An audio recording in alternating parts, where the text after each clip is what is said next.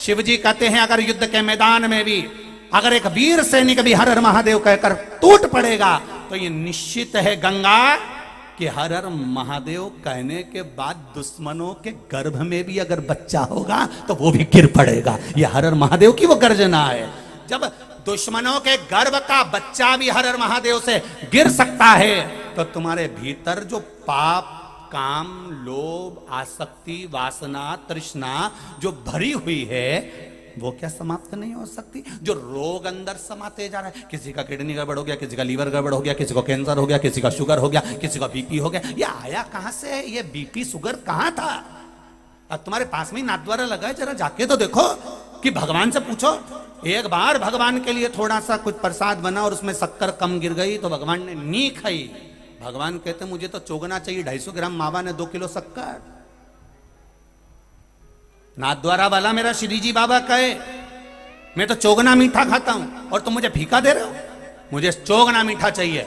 तो तुम तो मंदसौर के निवासी हो, इधर सांवरिया सेठ नाथद्वारा चार भुजा जी सब तुम्हारे पास में, जितना देवता आजू बाजू बैठा है सब खाया पिया, सारी दुनिया के शिवलिंग देख लो और मंदसौर का शिवलिंग देख लो। भगवान मंदसौर का पशुपति नाथ भी कह रहा है अच्छे जाड़े तगड़े रहे हो, जोरदार रहे हो, उसमें क्या दिक्कत है? टेंशन लेकर मत जियो। महादेव भी कह रहा है कि देखो मैं टेंशन में नहीं बैठा, बड़ी मस्ती में बैठा हूँ। 4 मुद्रा वो अपनी दर्शन देते हैं, बचपन की अलग, जवानी की अलग, अधेड़ी की अलग, बुढ़ापे की अलग। उनने पूरी मुद्राओं का दर्शन देते देते भी सब सीख दे दी तुमको पशुपतिनाथ ने। जब बुढ़ापे की मुद्रा आई तो उनका चेहरा यहाँ से उठ गया, ऐसा लग रहा था कि मुंडा का सारे दांत चले गए और चेहरा थोड़ा सा झुक गया, बड़ा हो गया। तो तुम्हें एक एक मुद्रा का दर्शन तो करो। वो अपने को सीख दे रहा है, इधर सांवरिया सेठ सीख दे रहा है, उधर बैठे हुए नरसिंह भगवान श्री जी बाबा सीख दे रहे हैं, हर तरह का सीख।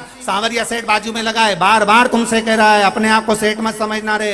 फिर कह रहा हूं सेठों में सेठ सांवरिया सेठ, बाकी के जितने सब डुप्लीकेट, सेठ एक ही है।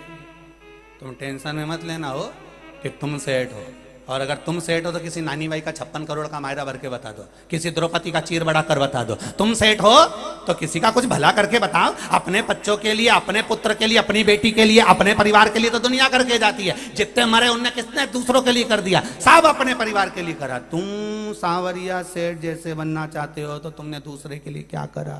इतनी बड़ी कथा चल रही है, किस किस ने पोया समोसा बंटवाया, किस किस ने खिचड़ी का प्रसाद बंटवाया, किस किस ने पानी पिलवाया। ये तो वहां लिखा जा रहा है कि तू कितना बड़ा सेठ है कि डुप्लीकेट है, ये तो वहां लिखा।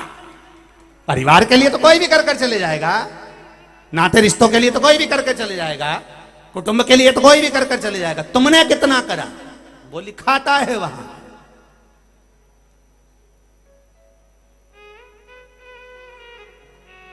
दो कदम चलना है तो भी विचार करना है। देखिए हम समिति वालों से एक बात कह दे रहे हैं, हम डोनेशन जब देंगे जब हमारी गाड़ी बिल्कुल पास में लगाना, बिल्कुल पीछे जहां पास से रास्ता हो हम वहीं से आएंगे, हमारी गाड़ी दूर नहीं होना चाहिए। तो उन्होंने कहा साहब ठीक है आप दे तो दो, हम तुम्हारी गाड़ी पास में लगा देंगे। तुमने यहाँ तो गाड़ी पास लगा ली पर वहां दूर हो गई, दूर। भगवान से कहा अंत समय में प्रभु मैंने तो गाड़ी पास लगाई थी। भगवान बोले गाड़ी लगाने से क्या होता है, कथा में दिल कितना लगाया, कथा में दिल कितना लगाया। गाड़ी लगाने से कुछ नहीं होता, दिल लगाना पड़ता है, चित्त लगाना पड़ता है, वृत्ति लगाना पड़ती है, मन लगाना पड़ता है। आ तो गए, बहुत लोग आए, ढेर पड़े वहां तक, पीछे तक तुम अंदाजा लगा कर देखो कि जो टेंट लगाया था वो भी भरा पड़ा, उसके पीछे गाड़ियां खड़ी हैं, टैंकर खड़े, और जो फायर ब्रिगेड खड़ी है, एम्बुलेंस खड़ी है, उस पर लोग चढ़ चढ़ के बैठे। उसमें क्या दिक्कत है, आने का तो दुनिया आ जाती है, पर दिल कितना लगाया रे। इसीलिए तो भगवान भी पूछेगा तेरा क्या होगा रे कालिया, होगा क्या? मन कितना लगाया, चित्त कितना लगाया, वृत्ति कितनी लगाई। बैठे थे भगवान, हम तो कथा में जाके बैठे थे। भगवान बोले तुम कथा में बैठे थे तो मैं बैकुंठ में बैठा था। तो तुम हमारे लिए नहीं आओगे। भगवान के दिल लगाने वाली बात है। अगर दिल लग जाता है तो एक छोरा छोरी के मोबाइल का भी खर्चा उठा लेता है। दिल लगाने वाली बात है। एक छोरी और छोरे का दिल लग जाए ना तो छोरी बस इतना कह दे मेरे पास बैलेंस नहीं था इसलिए मैंने मैसेज नहीं करा। मुझसे तो बोल अभी डलाऊं। 500 का एक ही बार में डला दिया ले। और फिर बोली मारा तो मोबाइल खो गया। अरे तुम्हारे साथ चल। ने उन्हें भुड़ भुड़ करी।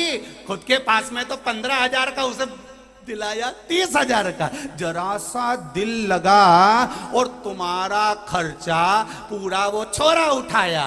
तो जरा सा दिल मेरे महादेव से लगा लो, तुम्हारी जिंदगी का खर्चा भी वही उठाए। लगाओ तो दिल नहीं लगा पा।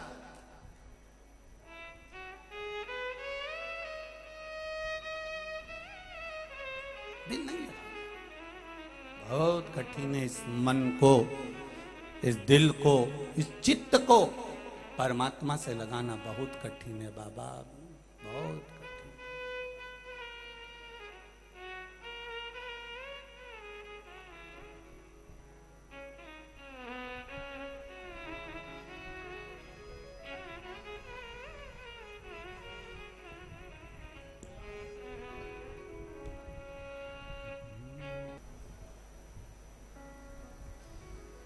ब्रह्मा और विष्णु ने मिलकर एक खंभ को, एक पर्वत को घुमाना प्रारंभ करा। पर्वत घूमते घूमते लिंगायत आकृति में उत्पन्न हो गया, प्रकट हो गया। एक अग्नि का खंभ प्रकट हुआ, एक लिंग जैसा स्वरूप प्रकट हुआ।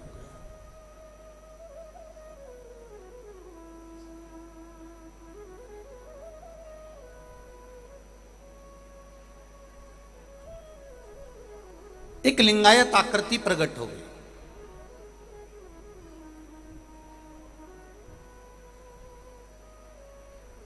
लिंग का मतलब होता है प्रतिबिंब।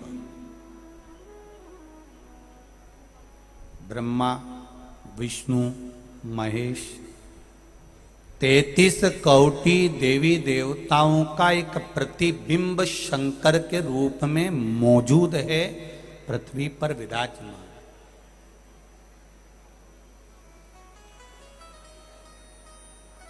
पृथ्वी पर विराजमान है आपका एक शिव के रूप में 33 कोटि देवताओं का प्रतिबिंब। पूरे विश्व की भूमि को, पूरे विश्व की भूमि को कहीं से भी खोद कर देख लेना, कोई देवी देवता मिले ना मिले, पर यह विश्वास है कि मेरा शंकर भगवान का शिवलिंग तो इस पृथ्वी के नीचे मिलता है, मिलेगा ही।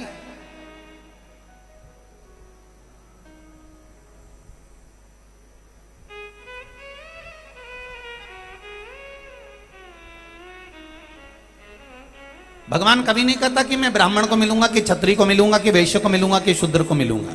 भगवान तो कहता है कि दिल लगा लो मैं उसको मिल जाऊंगा। और मंदसौर की धरा को तो धन्य कहना चाहिए। मंदसौर जैसी पवित्र भूमि कहीं नहीं होगी।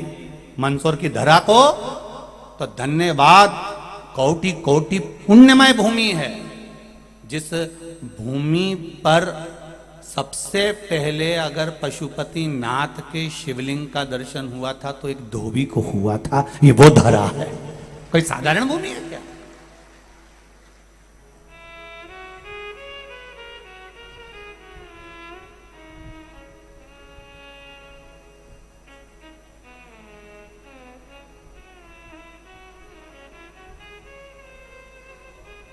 कोई जात, कोई समाज कभी कमजोर नहीं होती। ये हमारी दृष्टि का भेद है कि हम उसको कमजोर समझते हैं, हमारी दृष्टि का भेद है कि हम उसको नीचा समझते हैं। भगवान शंकर की दृष्टि में कोई कमजोर नहीं। सबसे पहले देवादिदेव महादेव पशुपति नाथ का दर्शन एक धोबी को हुआ और धोबी ने देखा कि यहां पर कुछ प्रतिबिंब है, ऐसा लग रहा है कि ये मूर्ति जैसा। बेचारा वो सहज सरल, उसको क्या मालूम, वो तो अपनी मस्ती में कपड़ा धोता, अपना काम करता, उसको कोई मतलब नहीं।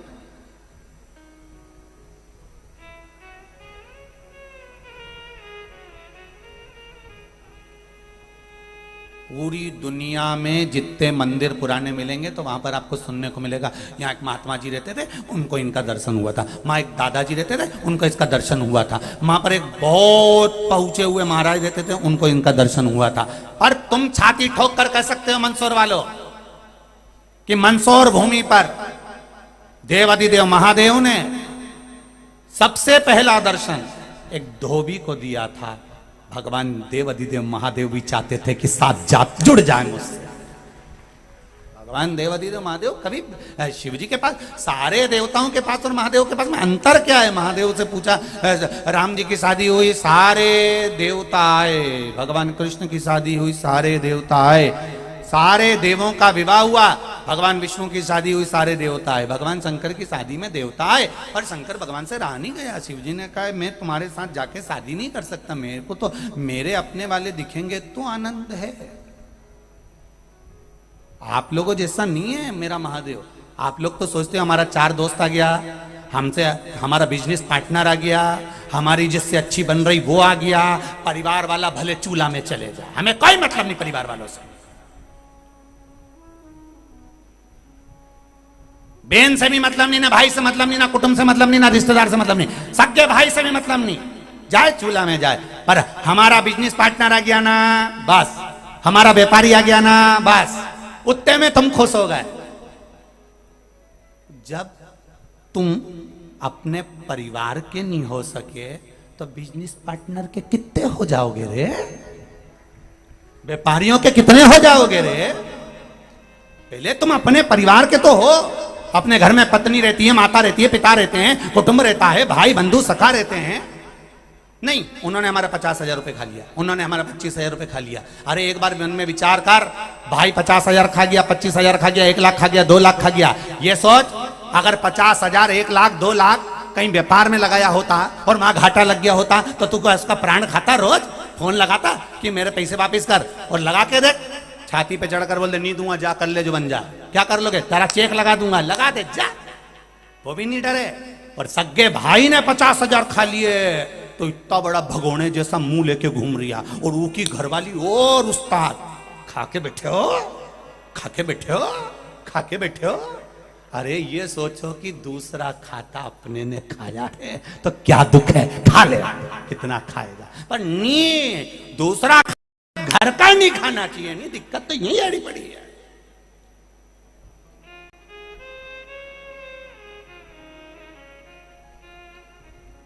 दूसरा खा ले तो दिक्कत यही आड़ी पड़ी है।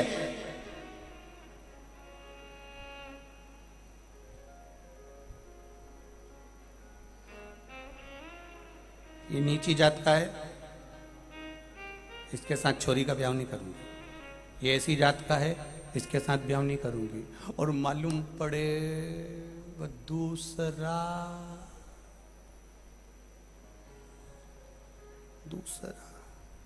फिर क्या करोगे? उससे अच्छा है सनातनी तो है, हिंदू तो है, धर्म को मानने वाला तो है, सत्कर्म से जुड़ा हुआ तो है, भगवान की भक्ति से लगा हुआ तो है। नहीं, फिर वही बात आ गई, मुसद्दी लाल समझ गया। दूसरा खा गया। कल एक गाड़ी भर के भेजी थी, व्यापार की, डूब गई, कहीं एक्सीडेंट हो गया, कहीं कहीं तुमने सहन करा कि नहीं करा कि मेरा पैसा वहां चले गया? पर भाई नहीं, भाई खा जाए तो ये सोचो कोई बात नहीं, बेचारा की परिस्थिति ठीक नहीं है, करेगा आज नहीं तो कल देगा। भाई है अपना, बहू है अपनी, कुटुंब है अपना, बहन है अपना, नाते हैं अपना, रिश्ते हैं। ये पुराने समय के कोई संबंध होंगे जो नोच नोच के ले रहे हैं, उसमें कोई दिक्कत वाली बात नहीं है। पुराना समय, एक सेठ जी सबको उधार पैसा देते थे, उधार देते थे और कहते थे या जन्म में दोगे कि वाह जन्म में दोगे। जो समझदार होता था इस जन्म में दे देता था, जो खाने की नियत रखता था तो कहता अगले जन्म में देंगे। उन सेठ जी के यहाँ बहुत सारी भैंस थी, भैंसों ने आपस में बात करा कि क्यों री अपन सेठ जी के इतना दूध क्यों दे रहे हैं? तो क्या सेठ जी बड़ा चतुर है, पूछता है ब्याज देने से, पैसा देने से पहले कि ये जन्म में दोगे कि वो जन्म में दोगे। जो इस जन्म में चुका देता है वो भैंस नहीं बनता, जो अगले जन्म की के देता है तो भैंस बन के सेठ जी के आ जाता है, और सेठ जी उसका दूध निचोड़ निचोड़ के बेचता रहता है। तो देना तो पड़ेगा, कहीं पर भी दो। और तुम्हें अगर भैंस नहीं बनना है तो जिसका पैसा तुमने लिया ईमानदारी से दे देता रहता था। नहीं तो निचोड़ निचोड़ के तो देना ही पड़ेगा, आज नहीं तो कल देना, देना हिसाब तो करना पड़ेगा। फिर वही वाली बात आ गई, मत बुरे कर्म कर बंदे वरना पछताएगा, भगवान की आंखों से तू बच नहीं पाएगा, तू बच नहीं पाएगा। अरे ओ अज्ञानी मत करना, तेरे कर्म का फल भी तू ही पाएगा, जैसा किया तूने तेरे आगे आएगा। मत बुरे कर्म कर बंदे वरना पछताएगा, भगवान की आंखों से तू बच नहीं पाएगा, तू बच नहीं पाएगा। कर्म अच्छा करना कोई बात नहीं, थोड़ा धीर तो बांधो, होगा सब होगा। उसने खा लिया तो तुम्हारी बीपी शुगर ऊंची नीची क्यों हो रही है? मत करो, शरीर बड़ी मुश्किल से मिला है, यह मानव का शरीर बड़ी मुश्किल से 21,600 श्वास प्रतिदिन मेरे मालिक ने दी है, प्रतिदिन। तिजोरी भर रहे हो और अपनी तिजोरी खाली कर रहे हो। घर की तिजोरी तो भरा रही है, पर ये तिजोरी को भी तो देखो कि कितनी खाली हो गई। बचपन निकल गया, जवानी निकल गई, रोज 21,600 रोज निकल रही है। कमाने कमाने में घर की तिजोरी तो भरा गई दादा, पर ये तिजोरी खाली हो गई। मुंडा का सारा सोफा सेट निकल गया, सारा सोफा सेट, खिड़कियां खराब हो गई, बक्सों के पास बैठना पड़ रहा है। कई बोल रहा महाराज इतनी खिड़कियां बेकार हो गई कि यहीं का नहीं दिख रहा। सोफा सेट चले गया, सागौन की लकड़ी का, डॉक्टर के पास गया, साजड़ की लकड़ी का प्लाईवुड का लगवाया। ऐसा प्लाईवुड का कि रोज निकाल के फ्रिज में रखना पड़ता, कटोरी में रोज, प्रतिदिन। खाओ जब बत्ती सी याद आती है, पढ़ो जब चश्मा याद आता है, और मरो तब राम याद आता है। दंड है। खाने बैठे तब याद आया, फ्रिज में से बत्ती सी निकालना, हमारा मुंडा में बत्ती सी नहीं, फिर खाने के टाइम पे चना खाया, बत्ती सी धोई, वापिस फ्रिज में। ओ पढ़ने चश्मा याद आया, छोरी हरियो डिग्री है, छोरी देख हमारा चश्मा कहाँ पड़ा, क्या तो तेरा चश्मा लेके आ बेटा, नानी चश्मा लाना हमारा। और चश्मा ले, पढ़ते समय चश्मा याद आया, खाते समय बत्ती सी याद आई, और मरते समय शंकर और राम याद आया। घर के लोग कह रहे दादाजी निपटवे वाला हो न, राम राम बोलो। दादाजी बोले कई बोलूं, हरी बत्ती सी ले दे, फ्रिज में धरी। फिर कहीं की छोरी आई, उन्हें क्या दादाजी अब तुम्हारा शरीर कई काम नहीं आई रहा, ठंडा पड़ी दिया हो। दादाजी बोले तेल दी नहीं भरूंगा, तो चिंता मत करो। फिर तीसरी आई, उन्हें कहा नीचे गोबर से लीप दो, दादाजी के सुलाना पड़ेगा। दादाजी के नीचे सुलाया, थोड़ी देर बाद दादाजी बोले रे पानी पता सा लिया, खड़े वापिस बैठ गया, फिर वापस।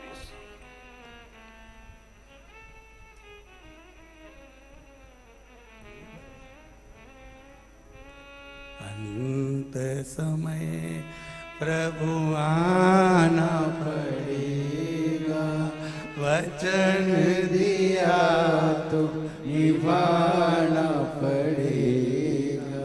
आए ना आए प्रभु कुटुंब कबीरा, अंत समय प्रभु आना पड़ेगा। भगवान की भक्ति अविरल भक्ति है, अविरल भक्ति। ब्रह्मा जी कह रहे तुम्हारे पिता कौन? मेरे पिता शिव लिंगायत आकृति में प्रकट हो गए। ब्रह्मा जी ने कहा इनका चरण कहाँ, शीश कहाँ? भगवान विष्णु चरण ढूंढने जा रहे हैं, भगवान ब्रह्मा शीश ढूंढने जा रहे हैं। भगवान विष्णु ने आकर कह दिया कि मुझे चरण नहीं मिला। सत्य एक बार बोलना पड़ता है और वो भगवान विष्णु ने कह दिया, इसलिए स्कंद पुराण से सत्यनारायण भगवान की कथा निकली है।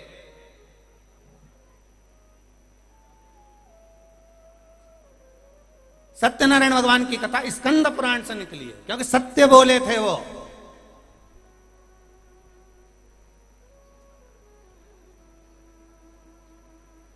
अब आज का जमाना में तो सब झूठा नंबर 1 का। बैठे दुकान पे, व्यापारी का फोन आ गया, कहाँ हो सेठ जी? घर पे। कहाँ बैठा था? दुकान पे। झूठ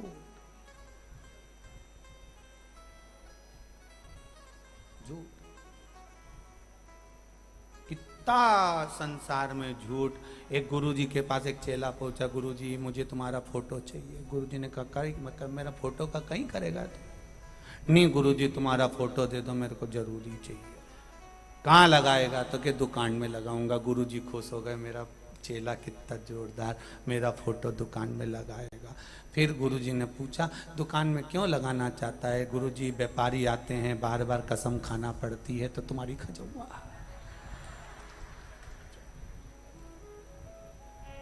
गुरुजी बोले आग लगा, मारी कसम। एक फोटो मत देना इसको, एक फोटो न देना। गुरुजी ने कह दिया उस दिन से हमारी सेल्फी कोई नहीं लेगा, कोई फोटो नहीं। अब कसम खाए झूठी तो कई मतलब का जीवन, क्या मतलब?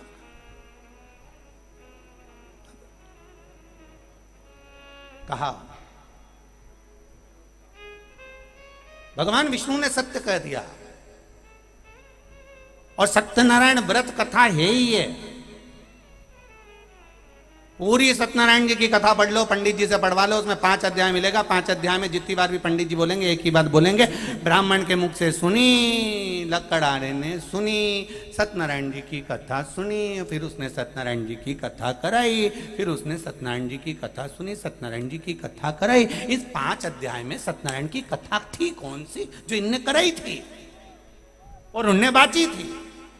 तो वो 5 अध्याय में सत्यनारायण जी की कथा नहीं, स्कंद पुराण में लिखा है सत्यनारायण भगवान की कथा।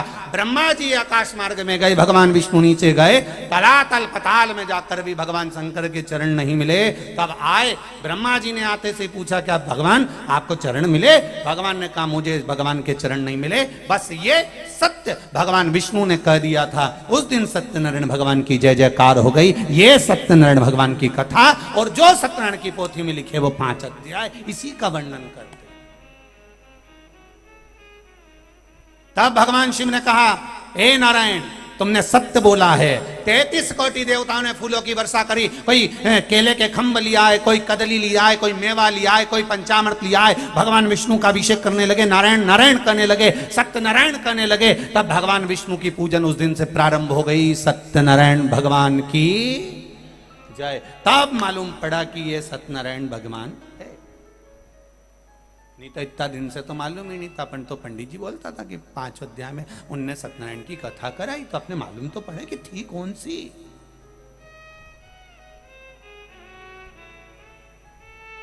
स्कंद पुराण में लिख दिया सत्यनारायण भगवान। अब ब्रह्मा जी से पूछा तुम्हें क्या भगवान का सिर मिला? ब्रह्मा जी बोले हाँ। झूठ बोल गए, असत्य झूठ। शंकर भगवान को क्रोध आ गया, शिवलिंग में से आवाज आ गई ये ब्रह्मा झूठ बोल रहा है।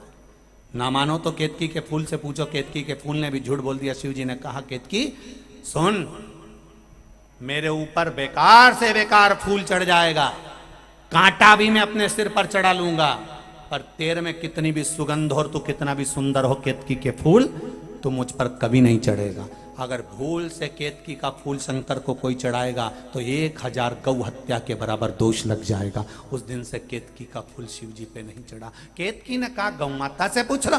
गाय ने कहा ब्रह्मा जी को सिर मिल गया।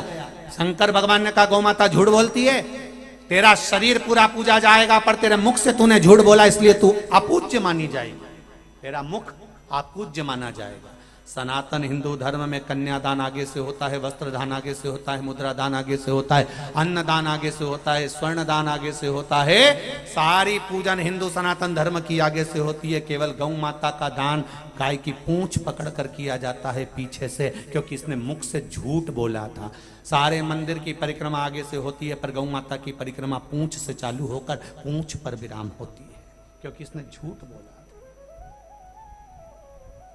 जब वो इतना झूठ बोल गई एक बार तो उसका मुख को कितना श्राप लगा, तो तुम अपना अंदाजा लगा के बैठो कि जी हो तुम कितना झूठ बोलती होगी, कितना। ये भाई लोग भी लगा लें थोड़ा बहुत अंदाजा। ये तुम्हारी जेब में जो यंत्र रखा है ना, जिसको लोग तुम प्रेम से मोबाइल कहते हो, इसका नाम है यम यंत्र। ये यमराज के करीब ले जाने वाला यंत्र है, करीब।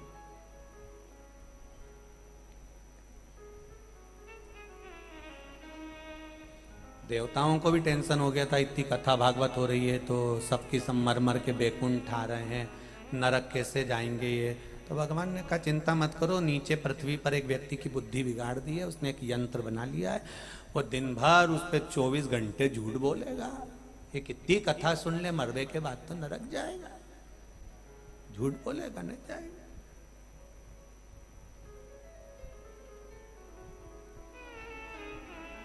कितनी समझदारी रखी।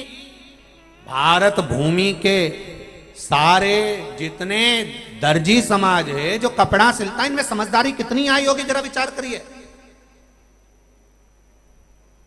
संपूर्ण भारत भूमि के जितने दर्जी समाज हैं, कितनी समझदारी होगी कि इन्होंने कपड़ा बनाया, शर्ट बनाई, कुर्ता बनाया, कमीज बनाई और जेब ऊपर लगाई, वो भी उल्टे हाथ पर, क्योंकि दर्जियों को भी मालूम था दिल यही होता है, तो गौमुखी माला इसी में रखना जो दिल के करीब में रहे। पर उसको क्या मालूम था ये मोबाइल फंसा लेगा।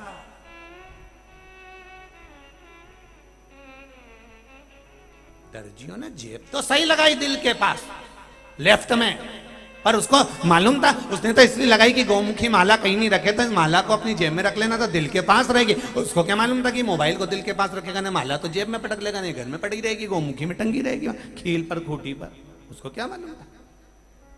उसने जेब इसलिए लगाई कि इस माला को, भगवान की बेलपत्र को, इस प्रसाद को अपनी इस जेब में रखना, दिल के पास, अपने इस हृदय के पास। जब प्रसाद दिल के पास होगा, माला दिल के पास होगी, तो फिर चिंता मत करना, अंत समय में वो परमात्मा मिल ही जाएगा, ये निश्चित है।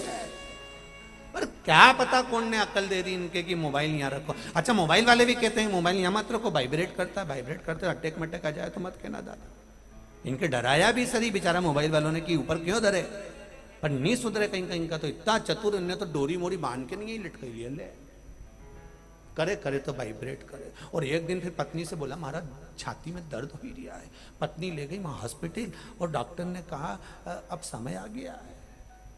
तो इन्हें करा क्या, कुछ ना खाते थे ना पीते, कहीं नहीं, मोबाइल ऊपर रखते थे। सबको दिल से लगाया पर भगवान को दिल से नहीं लगा सका। अगर एक बार मेरे महादेव को दिल से लगा लेता तो संसार अपने आप तेरा हो जाता। तुझे किसी को लगाना नहीं, महादेव नहीं लगता है। श्राप दे दिया, गौ माता को भी तेरा मुख अपूज्य होगा। केतकी के पुष्प को भी श्राप दिया। ब्रह्मा जी फिर झूठ बोले तो शंकर भगवान ने अपने पैर के नख को तोड़कर काल भैरव प्रकट करा। काल भैरव ने नख तोड़कर ब्रह्मा जी के सिर को काट दिया। ब्रह्मा जी का सिर कटा, लुढ़कता लुढ़कता गया तो ब्रह्मा जी के रक्त से कर्मनाशा नदी प्रकट हो गई। भारत की भूमि पर उत्तर प्रदेश में ये कर्मनाशा नदी आज भी है, जिस पर यूपी गवर्नमेंट ने बड़े बड़े होर्डिंग लगा कर रखे हैं कि इसमें हाथ ना धोएं, इसमें पांव ना धोएं, इसका स्पर्श ना करें, ये कर्मनाशा है।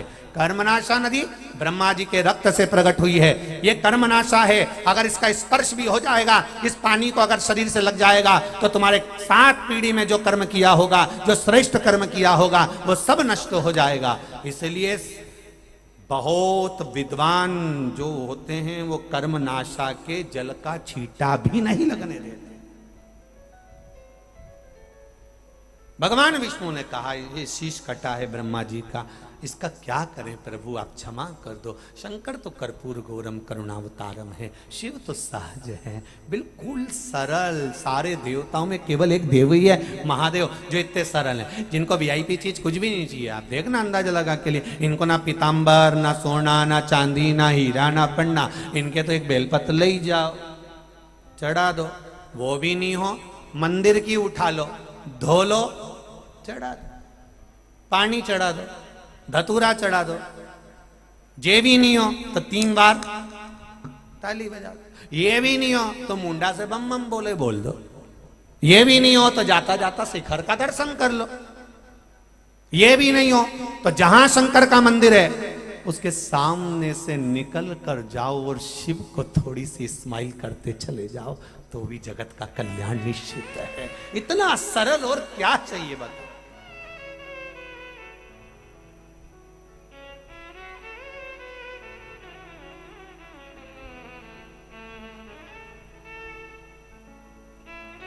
जिसके द्वार पर भूत प्रेत सब चाकरी करें, वह क्या कमी, क्या कमी?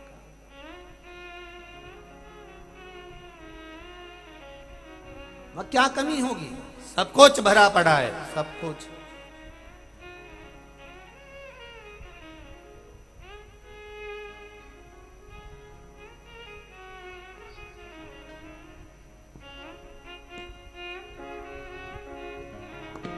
निवेदन करा तो बड़का पेड़ बन गया, बट वृक्ष बन गए।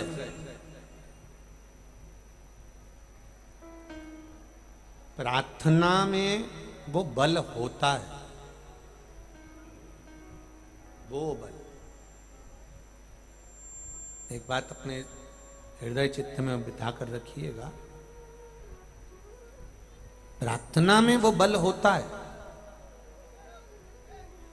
कि यदि आपने दिल से हृदय से प्रार्थना करी है तो वो भगवान तक पहुंचती जरूर है, ये निश्चित है।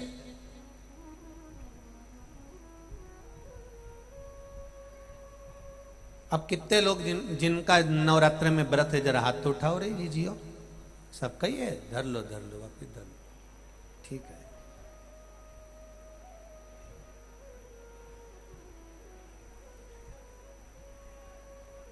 नवरात्र के व्रत में क्या खाना चाहिए और क्या नहीं खाना चाहिए?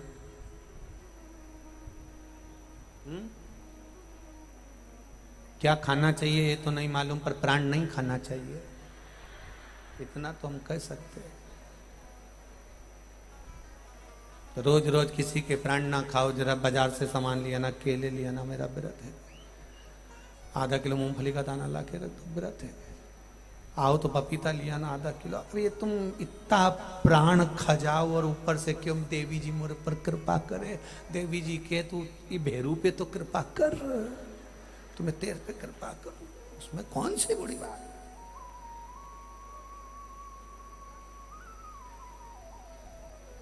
प्रार्थना में बल होता है, आप दिल से करी हुई प्रार्थना कभी निष्फल नहीं होती। एक पत्र आया, देखिए आप, पत्र बहुत सारे हैं पर सबको बांचना और सबको बोलना। अब बहुत सारे पत्रों का भाव,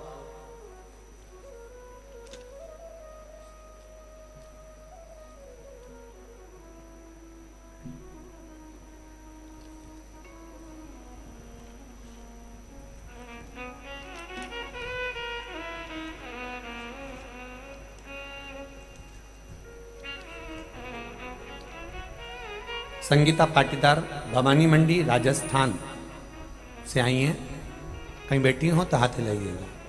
संगीता जी पाटीदार भवानी मंडी राजस्थान से कहीं बैठी हो तो हाथ हिलाइएगा। मेरा बेटा सीए में 2 बार फेल हो गया था, तीसरी बार मैंने पशुपति व्रत किए और 2 व्रत से तीसरा व्रत में मेरा बेटा बाबा की कृपा से बेलपत्र का जो प्रयोग आपने बताया था शहद वाला, वो करा और उसकी कृपा से मेरा बेटा पास हो गया। मैं बाबा को यहाँ धोख लगाने के लिए आई हूं। शिव तत्व है। एक पत्र और देखिए,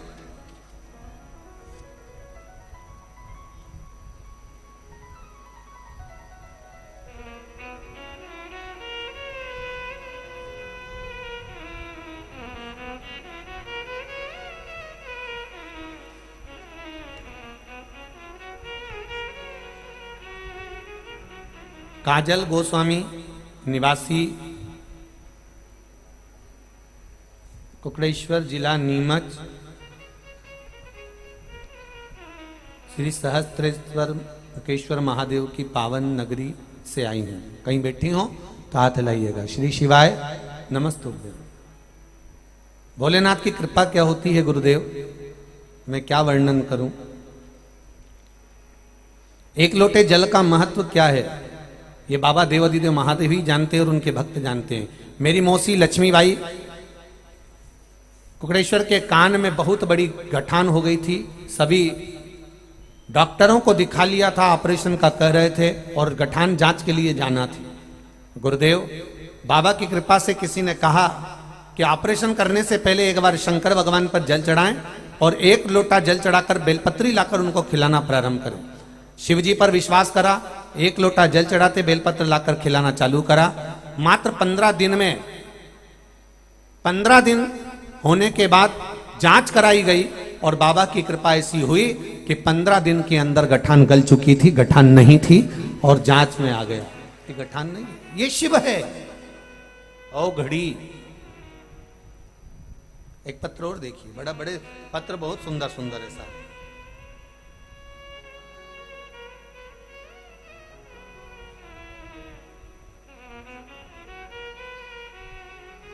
मैं कृष्णा मंदसौर निवासी हूं।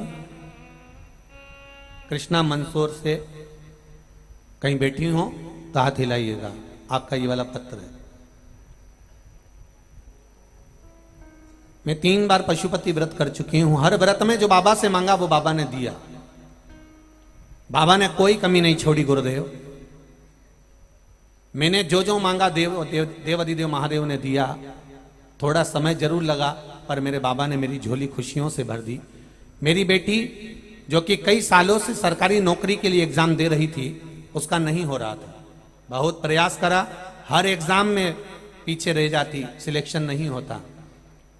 अगला जब सरकारी नौकरी के लिए एग्जाम दिया, शहद का बेलपत्र बाबा शंकर को चढ़ाकर भेजा और बाबा की कृपा से उसकी सरकारी नौकरी लग गई। इसलिए मैं बाबा को धन्यवाद देने के लिए आई। ये शिव है। ओ घड़ी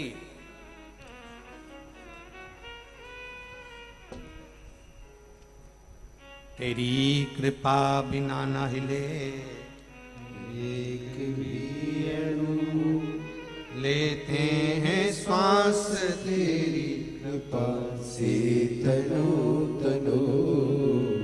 एक पत्र और है बड़ा सुंदर।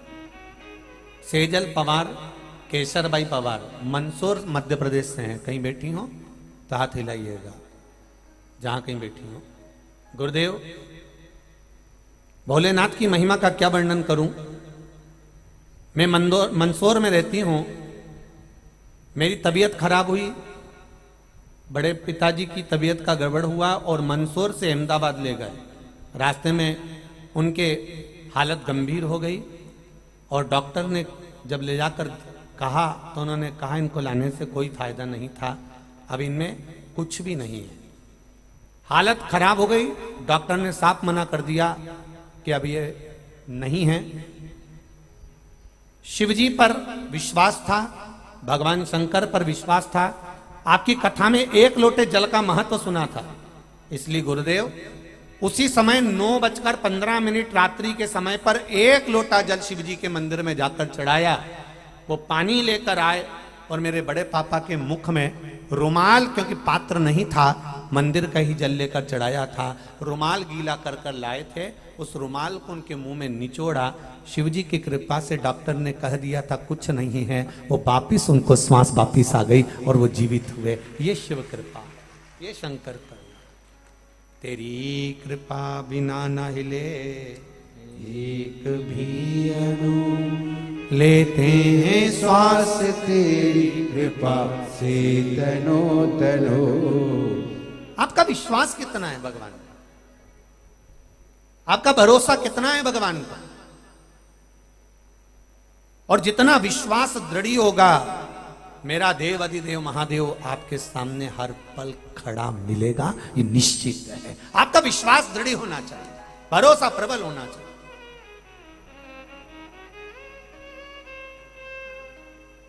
कितनी अकड़ में कहते हो ना आप लोग, जब बात होती है कोई बात बिगड़ जाए ना तो तुम कहते हो अभी फोन लगाता हूं, अभी रोक, 2 मिनट रोक, तो मुझे कहीं समझता है। और उन्हें अपना फोन बैग में से निकाला जीजी ने और लगा दिया अपना छोरा के। छोरा कहाँ है तू, जरा आके देख, मेरे को बैठने नहीं दे रहा है आगे, आ तो जरा। और छोरा आया, उन्हें करा धक्का, क्या क्यों रे, तो मुझे जानता नहीं है। और वो अपने साथ में 4-6 छोरा उनके लेके आ गया। जरा सी देर लगती है और तुम अकड़ में कह देते हो मैं अभी फोन लगाऊंगा, अभी 2 मिनट लगे और अभी बुलाऊं, देख तो मुझे समझता क्या है, मैं अभी बुलाऊं तो मुझे कैसा समझता है, क्या समझता है। और 2 मिनट फोन लगाया और आया तो किसी ने कहा जैसे हम फोन निकाल के और तुरंत लगाएं और हमारा छोरा और परिवार वाले आ जाते हैं, तो क्या शंकर जी भी ऐसे आ जाते हैं। तो हमने कहा बस तुम जोरदार तरीके से एक बार मन से, तुम्हें फोन लगाने की भी जरूरत नहीं, सिम रखने की भी जरूरत नहीं, मोबाइल रखने की भी जरूरत नहीं, केवल दिल से कह दो श्री शिवाय नमस्तुभ्यम, आ गया। डायरेक्ट आता है, डायरेक्ट।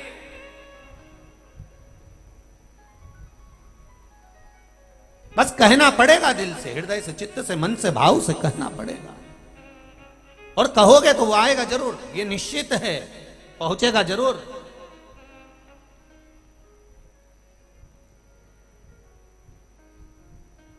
लगाओ उसको भी। ब्रह्मा जी का सिर कटा, बट का वृक्ष हो गया। समय आया, ब्रह्मा जी ने पूछा सृष्टि रचना कैसे करना है, आप बता दीजिए। शंकर भगवान ने सृष्टि रचना का क्रम समझा दिया, खूब समझाया। कोई संत, कोई साधु, कोई सन्यासी, कोई तपस्वी, कोई साधक, कोई उपासक ऐसा नहीं होता जो आपको नहीं समझाता कि घर में कैसे रहना चाहिए, परिवार में कैसे रहना चाहिए, कुटुंब में कैसे रहना चाहिए, वो समझाता है।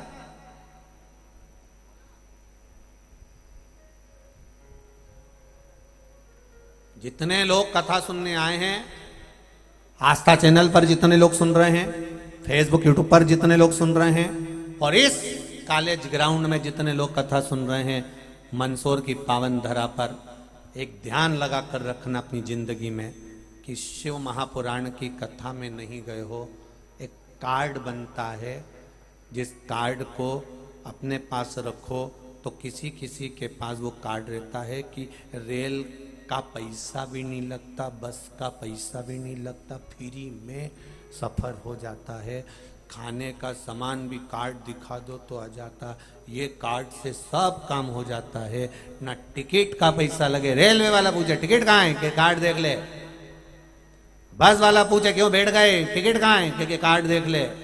कार्ड दिखाया, बस का सफर हो गया, कार्ड दिखाया, रेल का सफर हो गया, कार्ड दिखाया, सामान मिल गया। वो कार्ड एक बार बनवा लो कि एक बार शिव महापुराण 7 दिन की जहाँ हो रही हो वहाँ बैठकर सुन लो, एक कार्ड बन जाएगा। वो कार्ड ऊपर तक काम आएगा, कोई नहीं पूछेगा तुमसे कि तुम क्या चाहिए, तुम तो बस जाते ही अपना कार्ड दिखा देना कि मेरे पास ये कार्ड है।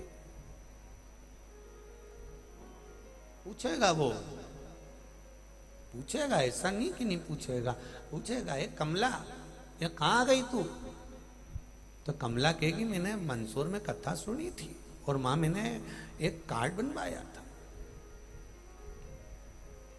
कहाँ है कार्ड, कि वो कागज का था ही नहीं, फिर वो तो केवल भजन का था, श्री शिवाय नमस्तुभ्यम।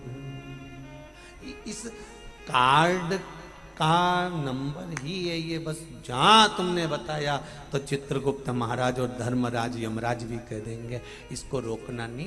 ये कमला बाई है और ये नीचे मंदसौर में कथा सुन के आई है, इससे भिड़ना मती और कुछ बोलना मती, वैसे भी मंदसौर वालों से भिड़ना मती।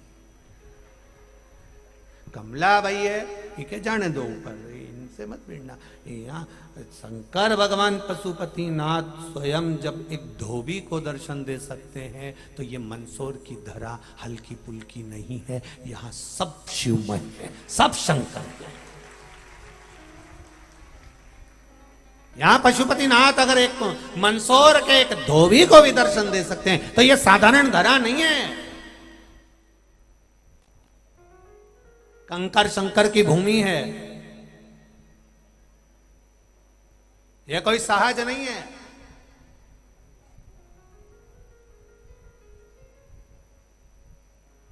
कितनी बड़ी बात होगी, बड़े बड़े संत साधु सन्यासी तपस्वी साधक उपासक जो साधना कर कर कर चले गए, वो भगवान को नहीं पहचान पाए, और एक साधारण सा धोबी भगवान के शिवलिंग को पहचान कर एक वो किसी के पास अग्रवाल जी के यहाँ जाकर कह दिया कि वहां मैंने शंकर को देखा है। संत साधु तप कर कर कर मर जाते हैं, वो भगवान को नहीं पहचान पाते हैं, और एक धोबी पर कृपा कर दी।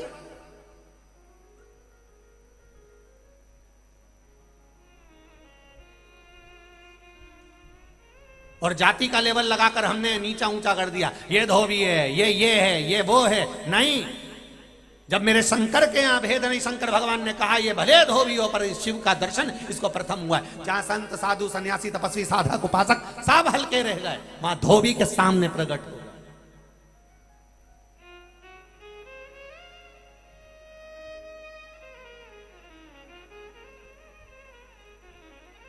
सहज नहीं है शिव को जानना। शंकर भगवान कभी ऐसा नहीं है कि उसके लाखों दीवाने बड़े से बड़े उसके चरणों में कंकड़ माटी से पड़े, उसके सामने सब बराबर है, उसके सामने कोई बड़ा नहीं कोई छोटा नहीं, सब सम। रहता ही शमशान में, उसका नाम है शमशान, सबकी शान सम है, उसी का नाम सम शान है। अमीर भी जाता है तो बांस पर, गरीब भी जाता है तो बांस पर, अमीर भी जाता है तो घास पर, गरीब भी जाता है तो घास पर, वहां सबकी शान सम है, इसीलिए उसका नाम सम शान है। बहुत सबका ध्यान रखता है, कोई बड़ा नहीं कोई छोटा नहीं। उसके पास पहुंचे और राख का ढेर बन गए। उसने कहा अकड़ में मत रहना, अकड़ में मत रहना। वो कहता है समझाता है मेरे पास रहना। एक अकड़ आई थी वो भीम को, कितना अकड़ता था, कितना, हर बात में भगवान कृष्ण के सामने अकड़ के खड़ा हो जाता था। तुम मुझे जानते नहीं हो, ये कौरवों को तो मैं एक गदा से मसल दूंगा।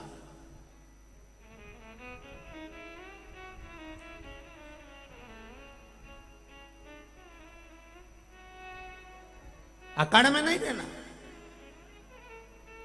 कभी अकड़ भी समाप्त हो जाती। कई एक हम पहले दिन जब आए ऊपर जहां हम ठहरे हैं, वो कौन सी बिला है,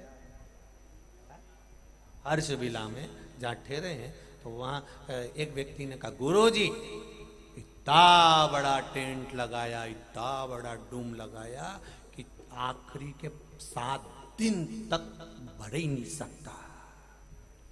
वो पशुपतिनाथ है, उन्हें कर रुक जा दादा, मैं भी मोटा तो ये ले मोटा। पहले दिन सारे तंबू फूल, गेंद पाली पे।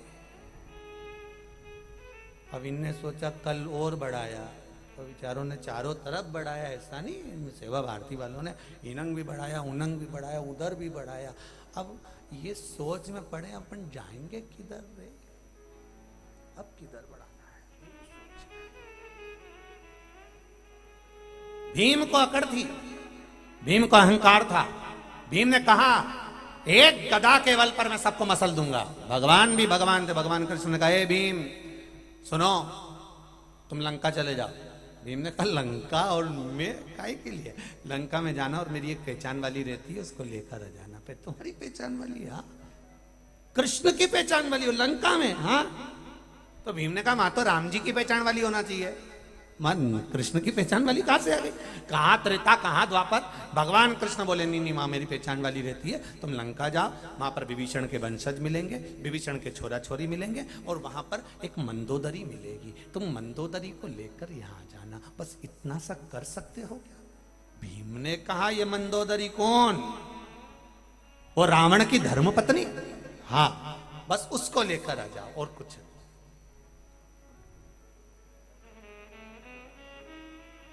रावण की पत्नी मंदोदरी को? हाँ। तो इतने में भीम बोले मंदोदरी को लाने की जरूरत क्या है? इतनी भीड़ में, इतने युद्ध के मैदान में इतने सारे बड़े बड़े योद्धा वीर रहेंगे, तो ये डोकरी का ही करेगी? ये बूढ़ी का क्या काम, या बुजुर्ग का क्या काम? नहीं नहीं, तो उसको लिया। भीम ने कहा इतने से काम के लिए मेरे को भेज रहा। युधिष्ठिर ने कहा भीम, जब द्वारकानाथ ने कह दिया कि मंदोदरी को लेने जाओ लंका, तो जाओ। भीम ने कहा ठीक है, और भीम इतनी बड़ी बड़ी बात करने वाला पहुंच गए लंका में। विभीषण के वंशज थे। विभीषण के वंशजों ने कहा कौन हो आप? भीम हूं मैं, हस्तिनापुर से आया हूं, मुझे मंदोदरी काकी से मिलना है। मंदोदरी से? आपको मालूम नहीं वो हमारे घर की सबसे बुजुर्ग माता है, हम जानते हैं, दादी की भी दादी पर दादी की भी दादी है वो। अच्छा, बहुत बुजुर्ग है ना वो? बहुत है तो कि निपट गई? नहीं है।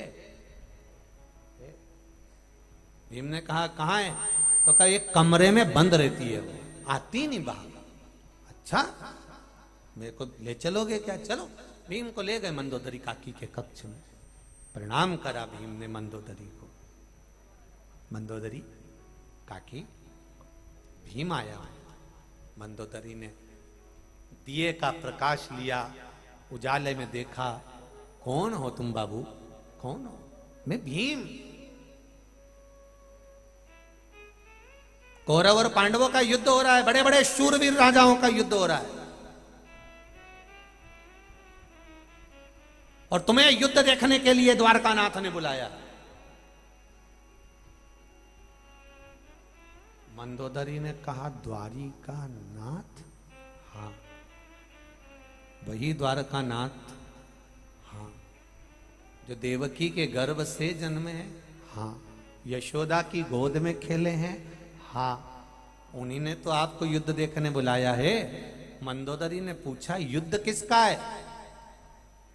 किसका युद्ध है? भीम कहते मेरे जैसे शूरवीरों का युद्ध है, मेरे जैसे वीरों का, जो एक गदा के बल पर सबको मसल सकता है। मंदोदरी ने कहा भीम, तुम्हारा युद्ध है तो अवश्य देखने चलूंगी, पहले कुछ स्नान वगैरह कर लो, कुछ खा लो, फिर चलते हैं।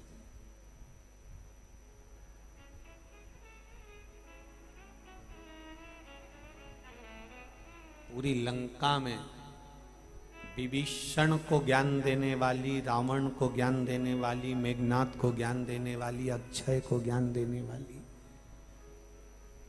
रावण की 2 धर्म पत्नियां और थी, पर वो कभी रावण को नहीं समझाती थी, केवल एक ही समझाती थी, वो मंदोदरी थी। इतनी विद्वान, इतनी ज्ञानी, इतनी शिव की भक्त थी। केवल त्रेता में ही नहीं, द्वापर में भी उसने ज्ञान दिया है। भीम, भोजन कर लो, स्नान कर लो, फिर अपन चलते हैं। भीम ने कहा ठीक है, कहाँ जाऊं स्नान करने? कहीं पर भी, जहां तुम्हारा मन पड़े वहां चले जाओ। भीम गए नहाने के लिए, पूछा यहाँ कोई तालाब सरोवर है? चले गए, तालाब ढूंढने लगे, एक तालाब मिला, उसमें कूद गए। कूदे,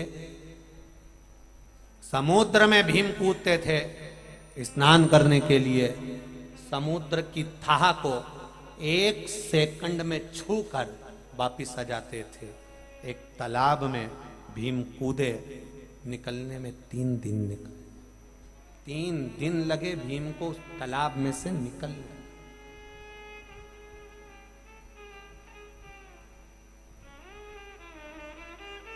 तालाब में से भीम निकल ही नहीं पाया। 3 दिन लग गए। 3 दिन बाद भीम निकल कर आया, मंदोदरी काकी के पास पहुंचा। काकी चले? काकी ने पूछा क्यों रे, इतना दिन का गया था, आवार है? हाँ काकी, समझ में नहीं आया।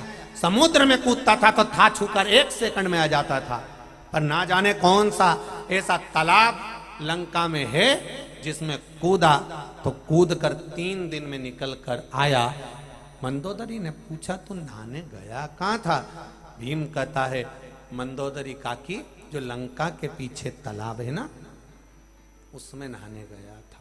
मंदोदरी कहती है रे भीम, जिसको तू तालाब कह रहा है ना, वो मेरे देवर कुंभकर्ण के सिर की हड्डी पड़ी थी, उसमें पानी भरा गया था। तू उसमें नहाने गया तो 3 दिन में निकल के आया। 3 दिन में देवर कुंभकर्ण के सिर की हड्डी में से निकलने में तुझे 3 दिन लग गए, और तू कहता है मेरे जैसे शूरवीरों का युद्ध है?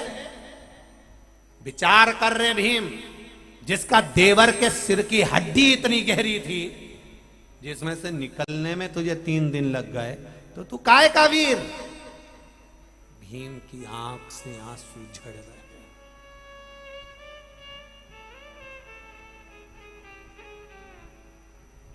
आंख में से आंसू भीम के निकल रहे। ये जो अभिमत्ता है, ये अभिमान, ये अहंकार, जब तक सत्ता रहती है, जब तक वैभव रहता है, जब तक कुर्सी रहती है, जब तक पद रहता है, जब तक व्यक्ति अकड़ में जी लेता है, पर जैसे ही कुर्सी से उतरा, जैसे ही पद से गया, फिर कौन पूछे साहब?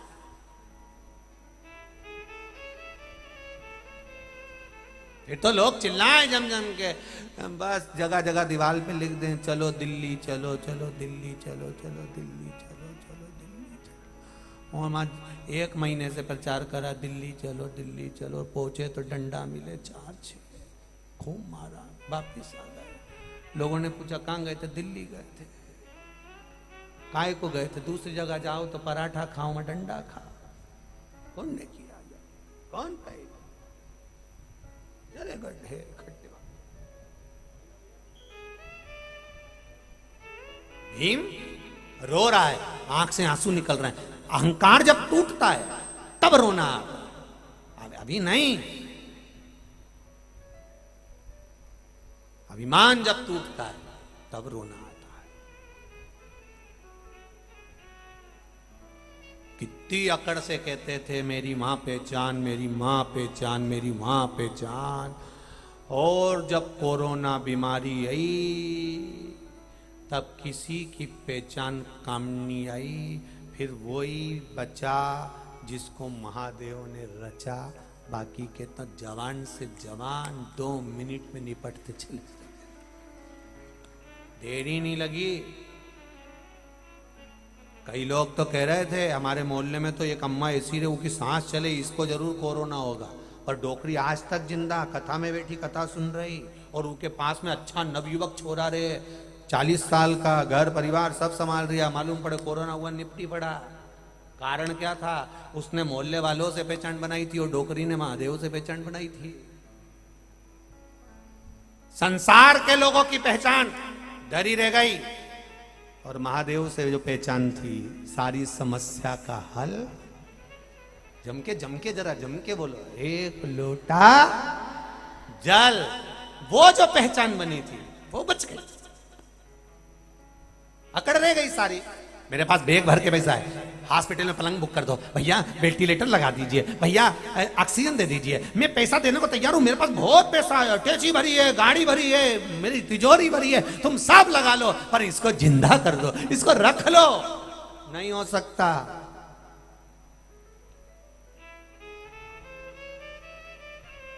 एक संबंध बना लेता, जिंदगी भर निंदा में लगा रहा, बुराई में लगा रहा, गलत काम में लगा रहा, गलत विचारों में लगा रहा।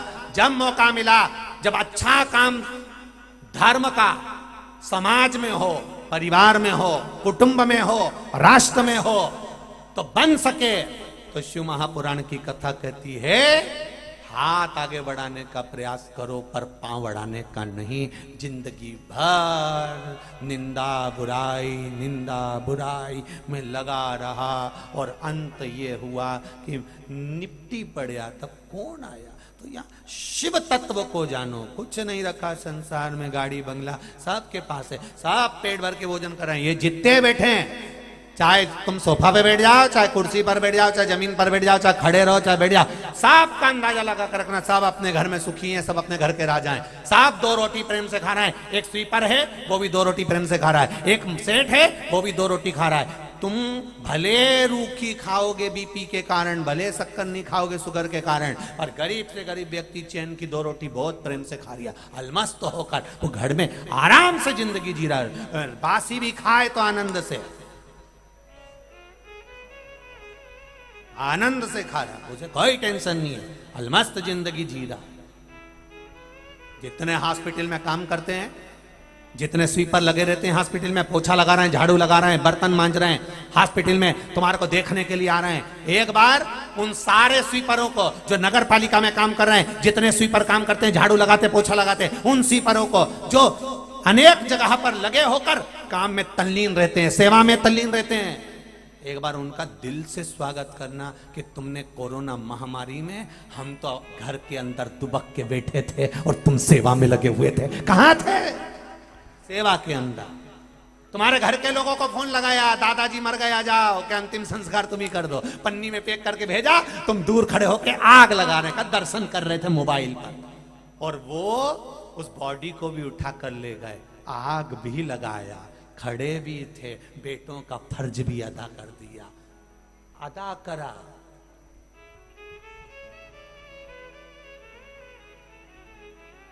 उसको पहचानो, जानो। हम जिंदगी में नफरत करते रहते हैं, ये जाति का, ये जाति का, ये जाति का। काय की जाति का? जो शंकर का है वो सबका है, कोई जाति का नहीं। शिव है, शिव।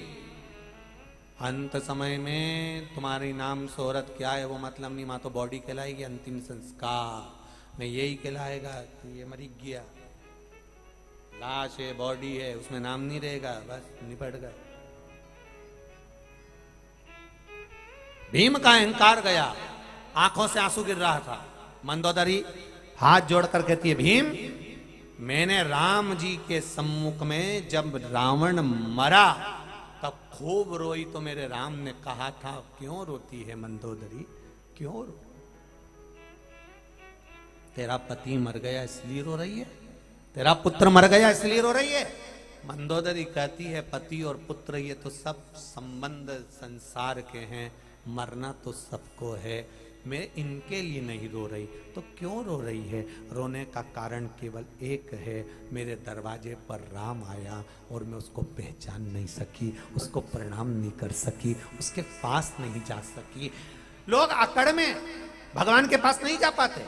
इतनी बड़ी शिव महापुराण की कथा होगी, कईयों को अकड़ होगी, हम काहे को जाएं, हमें नहीं जाना, ऐसा हो गया, वैसा हो गया।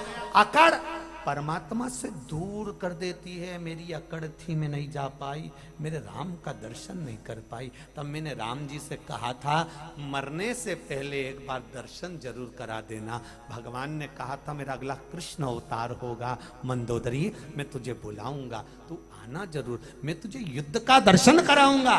उसी तरह आपने कहा कि हम 4 साल से भगवान को जल चढ़ा रहे हैं, 3 साल से भगवान को जल चढ़ा रहे हैं, हम रोज भगवान जी से कह रहे हैं कि भगवान कथा कराओ, मंदसौर में कथा कराओ, मंदसौर में कथा कराओ। तो इतने साल के बाद भगवान ने कथा क्यों दी? तो उसका कारण है, इतने दिन से वो मंदसौर की जांच कर रहा था।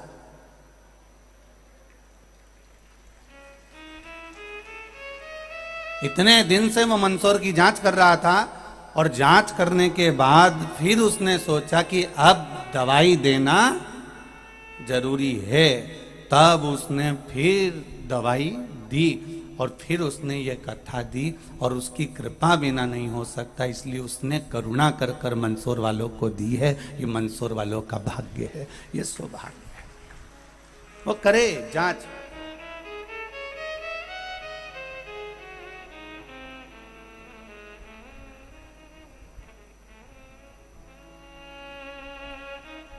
वो जांच करे, खूब करे, दिल से करे, जांच की मना नहीं है, पर दवाई सही लिख दे और उस दवाई से हमारा भला हो जाए तो इससे बढ़कर कुछ भी नहीं। करे जांच।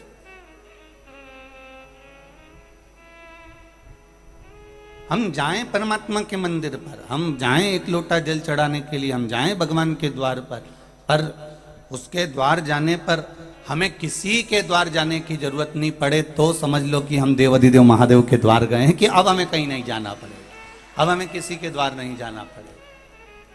पहले भी कथा में कहा, आज फिर कहते हैं, सारे देव देते हैं पल्ला झाड़ कर और मेरा महादेव देता है छप्पर फाड़ कर। मेरा महादेव कभी देने में कमी नहीं रखता, उसकी जो आनंद है, उसका जो सुख है, वो कभी कमी नहीं आने देता। वो तो देता है तो छप्पर फाड़ कर देता है, छप्पर फाड़ कर।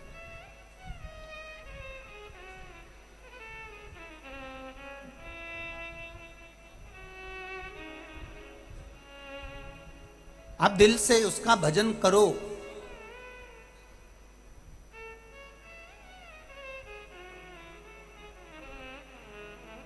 आप जिस दिल से उसका स्मरण करो। जब एक अवस्था होती है, बचपन, जवानी, अधेड़ी, एक अवस्था है जिसमें आपको अपना घर भी संभालना पड़ेगा, परिवार भी संभालना पड़ेगा, कुटुंब भी संभालना पड़ेगा, नाते रिश्ते भी संभालना पड़ेंगे। पर एक अवस्था ऐसी आती है कि गवर्नमेंट भी रिटायर कर देती है और कहती है अब अपने घर जाओ ना, ढोलक मंजीरा बजाओ।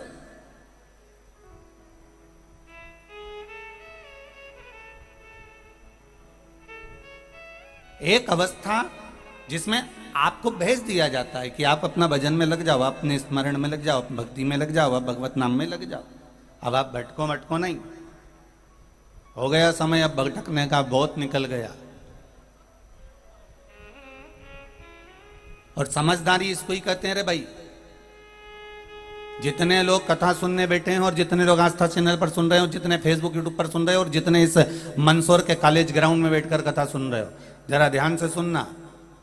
तुम्हारा रिटायरमेंट होने के बाद तुम ऑफिस में जाओ, तुम कितने भी सिग्नेचर करो, तुम्हारी फाइल से काम होगा क्या? जम के बोलो जरा। अरे होगा नहीं।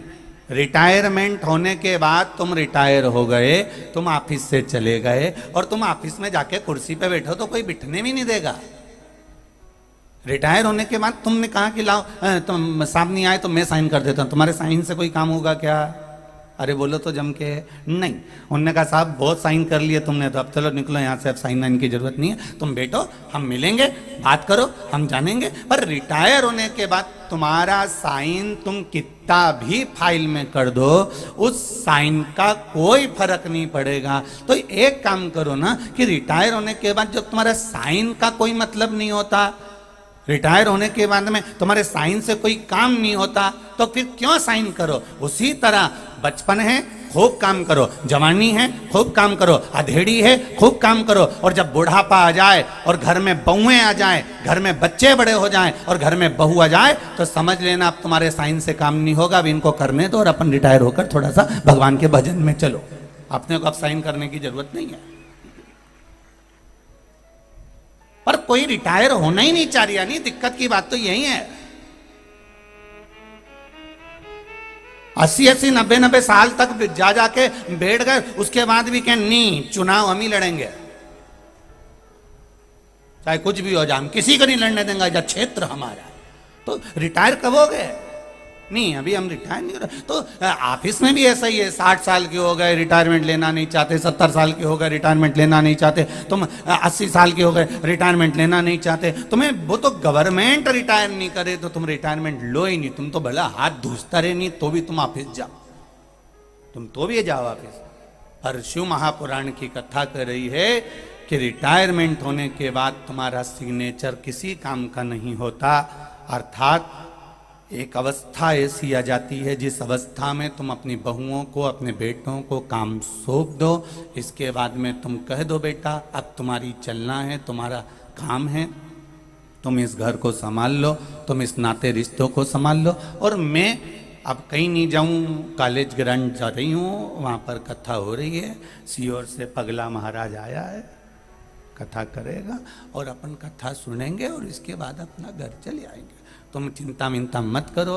तो उन्होंने पूछा तू इतनी दूर वहाँ पार्किंग में गाड़ी रोक देंगे तो तुझे ले के कौन जाएगा? तो कहीं नहीं, सेवा भारती वालों ने ऑटो लगाया है, मैं भले ठीक हूं परंतु दरवाजे पे पहुंच के मैं 2-3 बार यूं धूजूंगी तो अपने आप गोदी में उठा के ले ही जाएगा।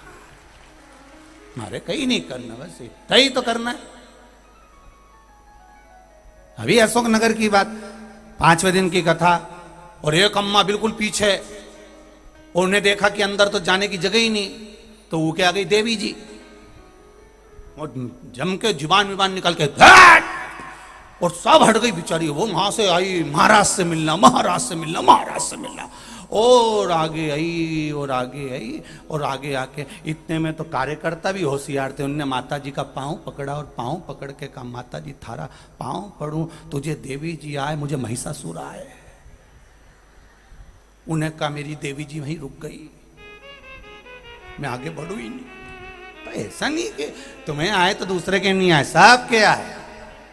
निवेदन है कि एक अवस्था जो होती है, बचपन गया, जवानी गई, अधेड़ी गई, बुढ़ापा आए तो समझ जाओ कि हमें क्या करना है, हमें भगवान का भजन कितना करना है, हमें मंत्र जाप कितना करना है, हमें स्मरण कितना करना है, हमें कीर्तन कितना करना है। माला लेकर बैठना है, भगवान का भजन करना है, स्मरण करना है, कीर्तन करना है। क्यों लेकर बैठते हैं माला? कि हम भगवान का भजन करें, हमारा भगवान में ध्यान लगे, भगवान में ध्यान लगे, 4 भुजा नाथ में ध्यान लगे, नाथ द्वारा वाला में ध्यान लगे, सांवरिया सेठ में ध्यान लगे। अब इनको ये बैठी तो थी सांवरिया सेठ के लिए, लग गया दुकान वाले सेठ में, तो चित्त लगेगा।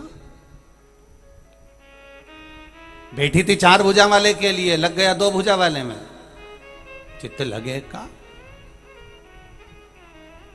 कितना भजन में मन लगाने का प्रयास करा, पर ये मन लगेगा। ये मन बड़ा चंचल है, कैसे तेरा भजन करूं, जितना इसे समझाऊं उतना ही मचलता है। इसको जितना समझाऊं ना, चल भजन में चले जाए, भोजन में चल, कथा में चले जाए, फिल्म में, ये मन लगता ही नहीं।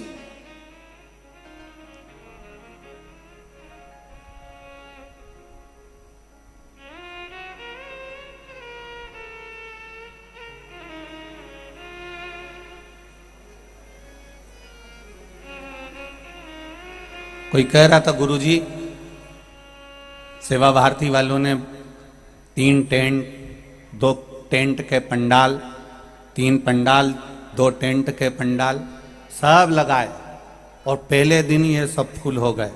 इतनी भीड़। हमने कहा भीड़ से मतलब नहीं होना चाहिए, कथा में भीड़ तो इकट्ठी हो जाती है, भीड़ बढ़ाने से ज़्यादा जरूरी है जितने लोग कथा सुनने आए हैं इनके अंदर भक्ति बढ़ जाए तो जीवन का सुख पा जाए। भीड़ बढ़ाना कोई एक मकसद नहीं है कि भीड़ बढ़ाई जाए, भीड़ बढ़ा लो तो भीड़ का आनंद हो जाए। नहीं नहीं, भीड़ तो अभी भी इन्होंने एक टेंट लगाया, अभी भी जितने तुम अंदर बैठे हो उतने टेंटों के बाहर खड़े हैं, और जितने टेंटों के बाहर हैं उससे ज्यादा रोड पर चलने में लगे हुए हैं, इधर से उधर से दोनों साइड से आने में लगे हुए हैं।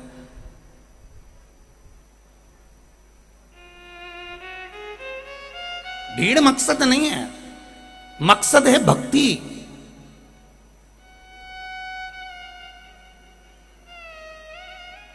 एक मंजिल जो सनातन धर्म की ओर तुमको लेकर चले जाए।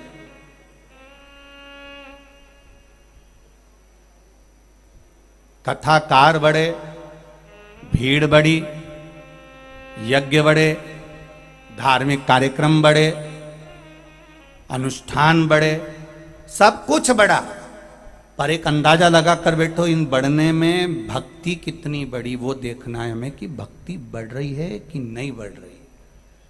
और खुशी इस बात की होती है जब छोटे छोटे बच्चे स्कूल की ड्रेस पहनकर जब पास के शंकर जी के मंदिर में 1 लोटा जल चढ़ाते हैं, तब समझ में आता है कि भीड़ के साथ भक्ति बढ़ी है, तब भक्ति का प्रतिबिंब बढ़ गया, तब भक्ति बढ़ी है। शिव मंदिर जाने में हमारी नवयुवक बहुएं, बेटियां, ये नवयुवक जो पहले की बुजुर्ग माताएं मंदिर जाती थी, पर आज नवयुवक बेटियां, नवयुवक बहनें, बहुएं, बेटियां, ये नवयुवक, इनको अब नहीं रही कि हम शर्म करेंगे। अब तो अगर भगवान की भक्ति में जा रही हैं तो 1 लोटा भरकर घर से मम्मी अभी आई और चली गई।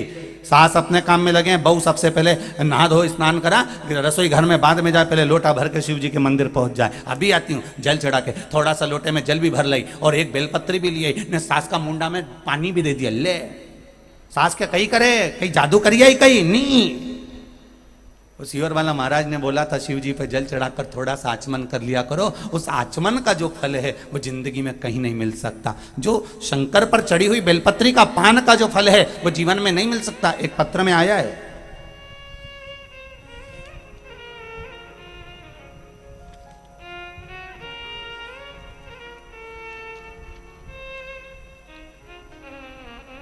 रेखा मोहनलाल जी सोनी, सब्जी मंडी शामगढ़, जिला मंदसौर। अपना मोबाइल नंबर भी आपने लिखा है। जहां कहीं बैठी हो हाथ हिलाइएगा जरूर, जहां भी बैठी हो आप ही हैं, दोनों हाथ हिला देगा। श्री शिवाय नमस्तुभ्यम। बहुत लंबा चौड़ा पत्र लिखा है। जी जी, एक तो धन्यवाद। आपने लिखा है दीदी, मैं रेखा मोहन लाल सोनी, सब्जी मंडी शामगढ़, जिला मंदसौर से आई हूँ। मेरा मोबाइल नंबर ये है। श्री शिवाय नमस्तुभ्यम गुरुदेव। गुरुदेव, पिछले 2 वर्षों से रजस्वला धर्म से बहुत परेशान थी। अनेक डॉक्टरों को दिखाने पर मुझे कोई फर्क नहीं पड़ा। अंत में मुझे डॉक्टर ने ऑपरेशन के लिए कहा। मैं भी बहुत परेशान हो चुकी थी, यहाँ तक कि मैं ठीक से बैठ भी नहीं पाती थी और मैं ऑपरेशन के लिए अस्पताल पहुंच गई। डॉक्टर ने ऑपरेशन से पूर्व एक बार सोनोग्राफी करवाई। डॉक्टर ने रिपोर्ट देखकर कहा कि आपकी बच्चेदानी के मुंह पर गठान है और वो कैंसर की गठान है। संभवतः 90% की वो कैंसर ही है और मुझे अहमदाबाद दिखाने के लिए कहा। मैं 1 सितंबर 2022 को अहमदाबाद के सिविल हॉस्पिटल में गई, जहां डॉक्टर ने मेरी जांच करके मुझे कैंसर बता दिया और 15 दिन बाद आने को कहा। इसी बीच बाबा कुबेरेश्वर के धाम पहुंच गई और रुद्राक्ष लेकर आ गई। कुबेर भंडारी का रुद्राक्ष सीहोर से जब लेकर आई, उसको गलाकर उसका पानी शिव जी को चढ़ाकर उसका आचमन करना प्रारंभ किया। पशुपतिनाथ व्रत करना प्रारंभ कर दिए और आपके वचन पर शिव महापुराण पर विश्वास किया। 15 सितंबर 2022 को मैं अस्पताल गई। डॉक्टर ने ऑपरेशन से पूर्व एक बार फिर से जांच के लिए कहा। उसकी रिपोर्ट देखकर डॉक्टर भी हैरान हो गया कि आपके गर्भाशय में कोई गठान नहीं है और कैंसर भी नहीं है। ना गठान है ना कैंसर है। यहां तक कि जो बच्चेदानी का ऑपरेशन होना था उसकी भी कोई जरूरत नहीं है और अब आप पूर्ण रूप से स्वस्थ हो। डॉक्टर की रिपोर्ट भी मैंने फोटोकॉपी पीछे लगाई है। आप बड़े बड़े डॉक्टर को चेक करा सकते हैं कि पहले मेरे गर्भाशय में गांठ थी और बाद में गर्भाशय से गांठ गायब हो गई। उसकी रिपोर्ट मैंने पीछे डॉक्टरों की लगाई है। ये डॉक्टरों की रिपोर्ट है जिसको आप देख सकते हैं टीवी पर भी और यहाँ पर बैठे हुए सभी भक्त भी। ये पूरी जांचें आपने लगाई। श्री शिवाय। अब ठीक है बाबू, आराम तो है पक्का? बस बाबा की कृपा बनी रहे। श्री शिवाय नमस्तुभ्यम। बैठिए। हर हर महादेव। एक लोटा जल, एक बेलपत्र और एक जरा सा शिवजी पे चढ़ा हुआ जल का महत्व क्या है, कभी अपनी जिंदगी में उसको ग्रहण कर कर देखना। पीछे जितने लोग खड़े हैं उनसे निवेदन है, आप लोग जहां जगह मिलती जाए वहां बैठते जाओ। टेंट में अगर जगह नहीं है तो टेंट के बाहर जमीन पर भी बैठोगे तो कंकर शंकर है, आप चिंता ना करिए, बैठ जाइए। बस अपने जीवन का एक आनंद, आपके जीवन का एक सुख, एक आनंद वो प्राप्त होना चाहिए। क्यों जा रहे हैं हम शिव जी के मंदिर? क्यों जल चढ़ा रहे हैं भगवान शंकर के मंदिर में? क्यों बेलपत्र चढ़ा रहे हैं हम शिव मंदिर में? पहले लोग शंकर भगवान को बेलपत्र चढ़ाकर आते थे, वो बेलपत्र निर्माल्य में उठ जाती थी, नदियों में जाकर विसर्जन हो जाती थी।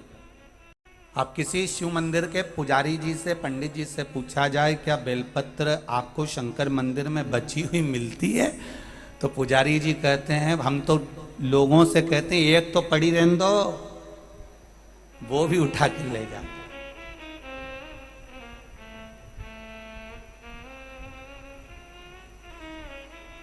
अरे महाराज,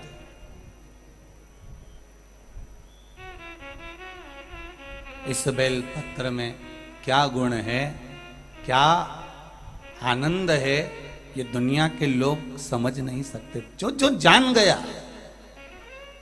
और आप से भी इस व्यासपीठ से कहते हैं, अगर शुगर ऊपर नीचे हो रही है, बहुत शुगर है, हाई पर जा रही है, लो पर जा रही है, उसको डॉक्टर भी कह रहे हैं कि इसका कंट्रोल करना, और इंजेक्शन ले रहे हो, दवाइयां ले रहे हो, रोज प्रतिदिन इंसुलिन लेना पड़ रहा है, तो मेरा निवेदन है एक बेलपत्र खाना प्रारंभ करो।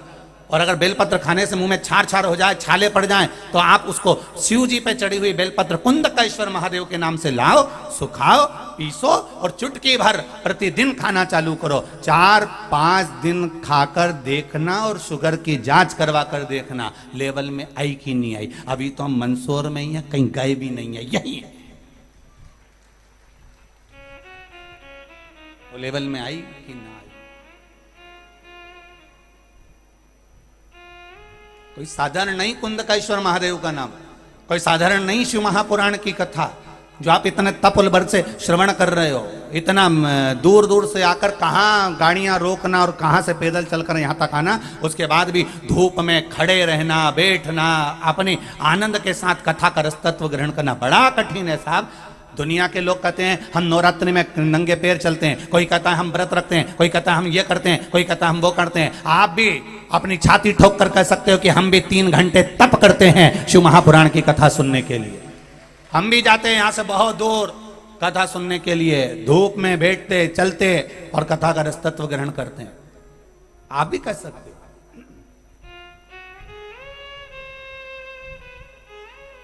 सहज नहीं शिव पुराण।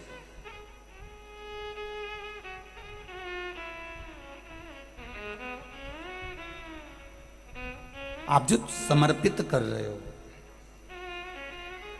बचपन, जवानी, अधेड़ी निकल गया, बुढ़ापा, बिगड़ने मत दो। थोड़ा सा भी अगर समय अपने को अच्छा मिल रहा है, घर के लोगों से कह देना है कि मुझे सत्संग में छोड़िया, मुझे कथा में छोड़िया, मैं कथा सुनूंगी, मैं कथा श्रवण करूंगी। खानो नहीं भावे मने, पीनो नहीं भावे रे, दौड़ दौड़ मन सत्संग जावे रे। अब मेरा मन नहीं लगता, मुझे कथा सत्संग के सिवाय कहीं रुचि नहीं रही। और मेरा विश्वास कहता है जितने लोग इस कथा में बैठे हैं, इसमें से कम 80% लोग ऐसे हैं जो जब तक कथा नहीं सुन लेते टीवी पर, तब तक इनकी बेचैनी समाप्त ही नहीं होती। ये मेरा विश्वास करता है, ये मेरा विश्वास कहता है। यहां जितने बैठे, कितनी आस लगा लगा कर, कितनी घंटों से, कब से, कोई सहज नहीं है शिव कथा। शंकर भगवान के होना, शिव तत्व में डूबना कोई सरल नहीं। रहो परिवार में, कुटुंब में रहना जरूरी है, परिवार में रहना जरूरी है। कोई तुमसे कहे कि तुम संत बन जाओ, बिल्कुल मत बनना। कोई तुमसे कहे साधु बन जाओ, बिल्कुल मत बनना। कोई तुमसे कहे गुरुजी बन जाओ, बिल्कुल मत बनो। कोई तुमसे कहे कि तुम नर्मदा के घाट पे जाके बैठ जाओ, तुम तो बैठना ही मत ही, नहीं जाऊं मैं तो घर छोड़ के कहीं पे भी। कोई तुमसे कहे गंगा के घाट जाकर बैठ जाओ, कहना दादा तू ही बैठ जा, मैं तो नहीं जाऊं। कोई तुमसे कहे कि अपना घर छोड़कर वानप्रस्थ में चले जाओ, तो कहना मैं तो नहीं जाऊं, तू ही जा, मैं काहे को जाऊं। दुनिया का सबसे बड़ा आश्रम होता है गृहस्थ आश्रम। घर के अंदर रहिए, परिवार में रहिए, कुटुंब में रहिए, और अपने परिवार में, घर में रहकर अपने परिवार को श्रेष्ठ संस्कार दीजिए। नर्मदा और गंगा के घाट पर बैठकर तो कोई भी तप कर सकता है। सबसे बड़ा तप होता है कि घर में रहो, इधर से बहू 2 शब्द कह रही है, इधर से बेटा चिल्ला रहा है, इधर से पोता चिल्ला रहा है, इधर से पत्नी कुछ बोल रही है, इधर से पति कुछ बोल रहा है। 4 दिन ननंद आई तो वो कुछ कहकर चली गई, इधर से सास चिल्ला रही है, इधर से कुटुंब वाले चिल्ला रहे हैं, कहीं इधर इसका टेंशन, कहीं उसका टेंशन। घर में रहकर गंगा के घाट पर कौन सा टेंशन है, पड़े रहो, 2 रोटी खाते रहो, ने माला जपते रहो, ने गंगा की डुबकी लगाते रहो, तुम्हें कौन सा टेंशन। बाहर जाकर तो कोई भी तप कर सकता है, गंगा के घाट पर बैठकर तो कोई भी साधना कर सकता है, नर्मदा के घाट बैठकर तो कोई भी भजन कर सकता है, पर घर में रहकर परिवार वाले टांग खींचे, पांव खींचे, बोले, अपशब्द बोले, और उस बीच में तुम भगवान की पूजन, सेवा, भजन और शिव महापुराण की कथा सुनकर बताओ, तब लगे कि संत का जीवन इसको कहते हैं। कोई ऐसा ही जीवन हो गया? कोई जीवन ऐसे ही हो गया क्या? कितना तपबल है, कितना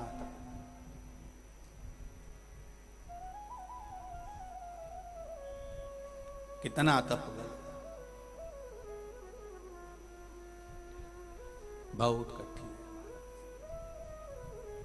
बहुत कठिन।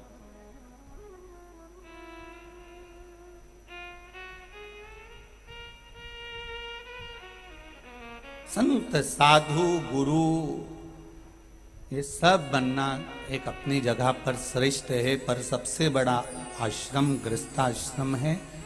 परिवार में रहिए, कुटुंब में रहिए और अपने परिवार को संस्कारवान बनाने का प्रयास करिए। पहले भी कथा में कहा, आज फिर कह रहे हैं, पिता और माता में बहुत अंतर होता है। पिता का काम है आपको अच्छी शिक्षा देना, पिता का काम है आपके लिए कपड़ों की व्यवस्था करना, पिता का काम है आपके लिए कमाकर जायदाद बनाना, पिता का काम है आपको अच्छा खिलाना, अच्छा पहनाना, अच्छा देना, अच्छी शिक्षा देना, विद्या प्रदान कराना, यह पिता का काम है। और पिता से बढ़कर मां का काम सबसे ज्यादा होता है कि अपने बच्चों को संस्कारवान बनाना। बच्चे कहीं लाइन से भटक तो नहीं रहे, कहीं लाइन से जा तो नहीं रहे।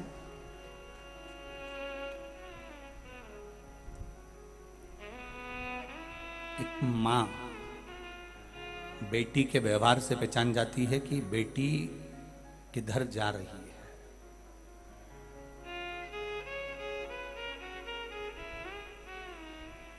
पर मां अगर नजरअंदाज कर दे तो बेटी भी सोचती है मेरी मां कुछ नहीं बोल रही। पर माता ये जानती है, मां अपने बच्चों को संस्कार श्रेष्ठवान दे सकती है।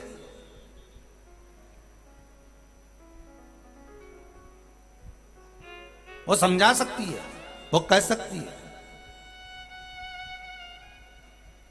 जब जब बेटा और बेटी में अभिमान आए, अहंकार आए, तो मां एक सामने खड़ी होकर कह दे कि अभिमान किस चीज का कर रहे हो?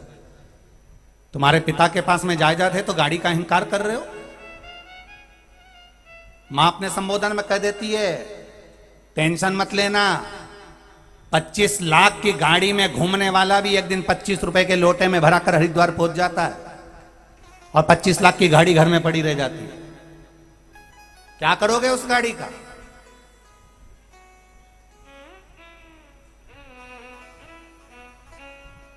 धन दौलत संपदा से बच्चों को समझाओ। हम कई बार कहते हैं अपने बेटों को तुम पिंजरे का शेर मत बनाना, जंगल का शेर बनाना। पिंजरे का शेर बनाने का प्रयास मत करो बच्चों को, बड़ा कठिन है जंगल के शेर में और पिंजरे के शेर में। बच्चों को कह दिया अपने यहां पर इतना धन है, मेरे पास में बहुत प्रॉपर्टी है, एक प्लाट वहां पड़ा हुआ है, एक प्लाट वहां पड़ा हुआ है। अपने बच्चों को बता दिया यहां प्लाट, वहां प्लाट, यहां मकान, वहां दुकान, ये है, धन है, बैंक में पैसा पड़ा है, इतना रुपया पड़ा है, उससे 5 लाख लेना है, उससे 2 लाख लेना है, उससे 4 लाख लेना है। ये अपने बेटों को क्यों बता रहे हो? अपने बच्चों को क्यों बता रहे हो?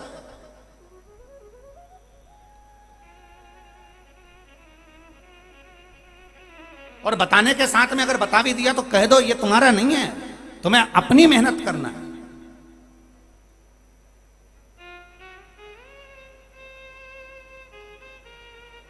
सर्कस में शेर आते थे, जब सर्कस में शेर आए तो गवर्नमेंट ने ध्यान दिया, और गवर्नमेंट ने ध्यान दिया तो वन विभाग वालों ने ध्यान देकर कहा कि ये सर्कस में शेर वेर नहीं आना चाहिए, पशु पक्षी बिल्कुल नहीं होना चाहिए, सारे शेर हटाओ। तो जंगल के जितने शेर थे उन सारे शेरों को सर्कस वालों से छुड़ाकर जंगल में छोड़ा गया। जब जंगल में शेरों को छोड़ा गया, 5 शेर जंगल में जब छोड़े गए, इन 5 शेर को छोड़ा और एक एक शेर का शिकार जंगल में रहने वाले जंगली कुत्तों ने कर लिया।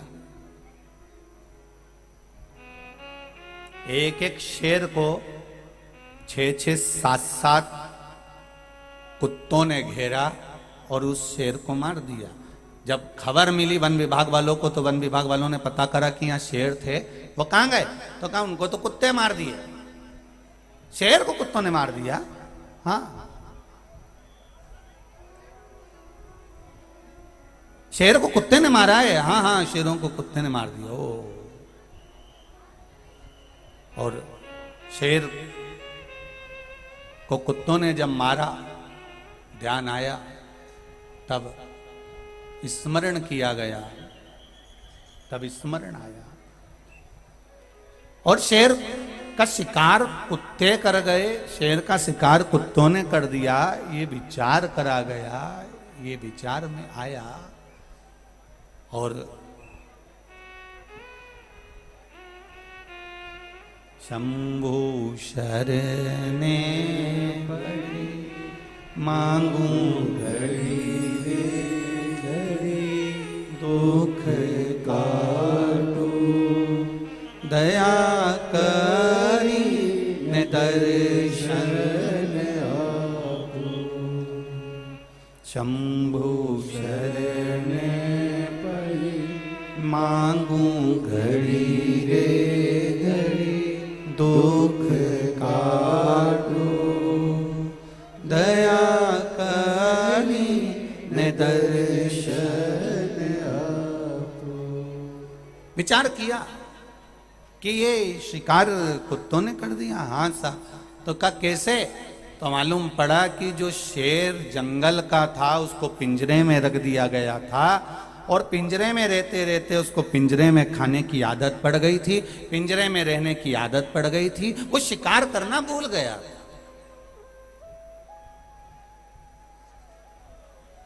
वो शिकार करना भूल गया, इसलिए कुत्तों ने उसका शिकार कर लिया। शिव महापुराण की कथा कहती, हम अपने बच्चों को पिंजरे का शेर ना बनाएं।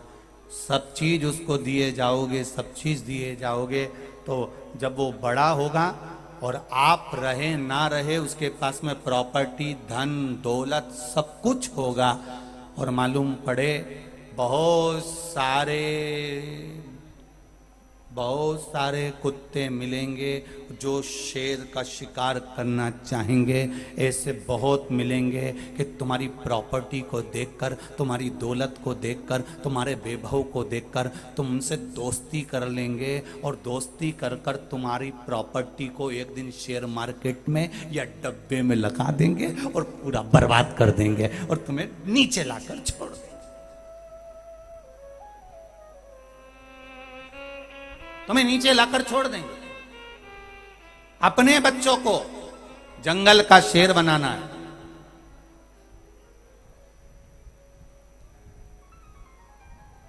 अपने बच्चों को फिर श्रेष्ठ बनाने का प्रयास करना। हम क्या दे रहे हैं अपने बच्चों को? केवल भय दे रहे हैं। हम अपने बच्चों को क्या दे रहे हैं? केवल भय। वहां मत जाना। क्यों गया उनके बीच में? क्यों गया वहां पर?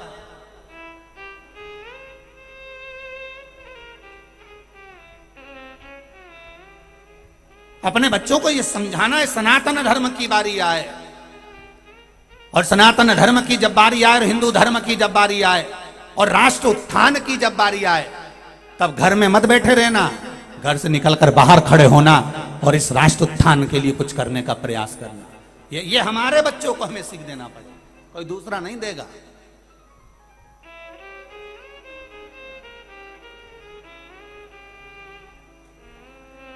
चंदन है इस देश की माटी, तपोभूमि हर ग्राम है, हर बाला देवी की प्रतिमा, बच्चा बच्चा राम है।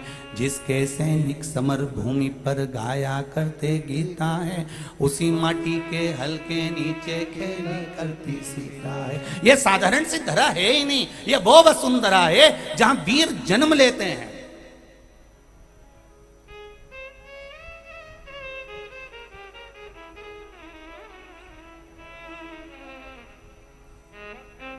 एक शब्द भेदी बाण दशरथ जी ने चलाया था। एक शब्द भेदी बाण, अर्जुन ने भी चलाया था और लोग सोचे कि अब शब्द भेदी बाण कलयुग में होगा नहीं, तो एक शब्द भेदी बाण पृथ्वीराज चौहान ने भी चलाया था, वो भी नहीं चुका था। कहने वाले ने तो केवल कह दिया था इतने गज पर है सुल्तान और तैयार हो जा पृथ्वीराज चौहान, और उस समय वो तैयार हो गया। एक शब्द वेदीबाण, लोग कहे कि कलयुग में शब्द वेदीबाण आ सकता है, क्यों नहीं होगा? आप अपने शब्दों का वो बाण चला सकते हो। आपके शब्द बड़े विचित्र हैं, इन शब्दों के बल पर आप वीर से वीर को शून्य कर सकते हो, और इन शब्दों के बल पर एक शून्य को भी वीर के पथ पर लाकर बिठा सकते हो। ये शब्द कोई साधारण नहीं हो सकते। उस समय बाण चलता था, इस समय शब्द चलते। उसको पहचाना जाए, जाना जाए। ब्रह्मा जी के मन में संशय हुआ, उन्होंने अपने पिता भगवान विष्णु से कहा। विष्णु जी ने कहा क्या बात है ब्रह्मदेव? ब्रह्मा जी कहते हैं आपके पिता कौन है, हमें जानना है, हमें पहचानना है। आपके पिता कौन है?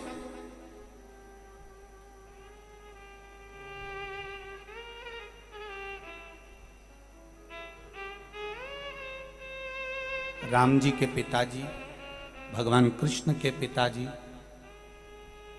भगवान विष्णु के पिताजी, भगवान ब्रह्मा के पिताजी, भगवान दत्त के पिताजी, और जितने भी हैं, जितने भी हैं, उनके भी पिताजी का नाम हमारे ग्रंथों में, हमारी पुराणों में, हमारे शास्त्रों में है। केवल एक के पिता का नाम नहीं है, वो है देवाधिदेव महादेव के पिता का नाम। और तुम्हें कहीं मिल जाए कि महादेव के पिताजी कौन थे, तो हमको पत्र लिखकर जैसे इनने भेजा ऐसे तुम भेज देना कि महाराज हमने सुना है कि शंकर जी के पिताजी ये हैं, तो हम भी एक बात पढ़ लेंगे कि कौन से पुराण में मिला कि शिव जी के पिताजी ये थे। शिव के पिता कौन? स्वयं ब्रह्मा जी कह रहे हैं आपके पिता कौन है? भगवान विष्णु से पूछा, भगवान विष्णु ने कहा मेरे पिता महादेव। महादेव के पिता कौन है? तो भगवान विष्णु भी उस समय पर मौन होकर कहते हैं जो सृष्टि का पालन करता होता है, सृष्टि का संचार करता होता है, सृष्टि का संहार करता होता है। ब्रह्मा जी आपको संचार की व्यवस्था दी है, विष्णु भगवान कहते हैं मुझे संचार की व्यवस्था दी है, शंकर भगवान को संहार की व्यवस्था दी है। पर यह मत सोचना कि शिव जी के पास केवल संहार है, शंकर भगवान के पास में संचार भी है, संहार भी है, सब कुछ मेरे देवाधिदेव महादेव के पास में है। अगर एक रोग भी तुम्हारे शरीर में आ गया, आपने अगर शंकर जी की भक्ति श्रेष्ठता में करी है, तो निश्चित है वो रोग भी आपका कुछ नहीं बिगाड़ सकता, उसको समाप्त होना पड़ेगा। अकाल मृत्यु वो मरे जो काम करे चंडाल का, काल उसका क्या बिगाड़े जो भक्त हो मां काल का। जो शिव का उपासक है वो सम्मुख में आकर खड़ा तो होए।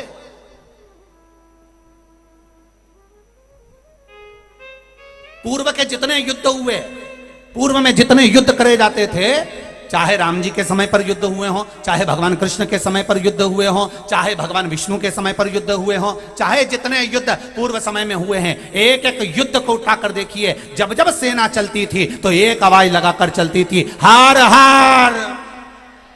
केवल एक आवाज लगाकर चलती थी। क्यों? क्योंकि उस हर हर महादेव की गर्जना इतनी तेज होती थी, जब सारे सैनिक एक साथ हर हर महादेव कहते थे तो शिव महापुराण की कथा वर्णन करती है, स्कंद पुराण कहती है, जब हर हर महादेव कहा जाता था, ये हर हर महादेव शंकर भगवान ने माता गंगा को दिया है।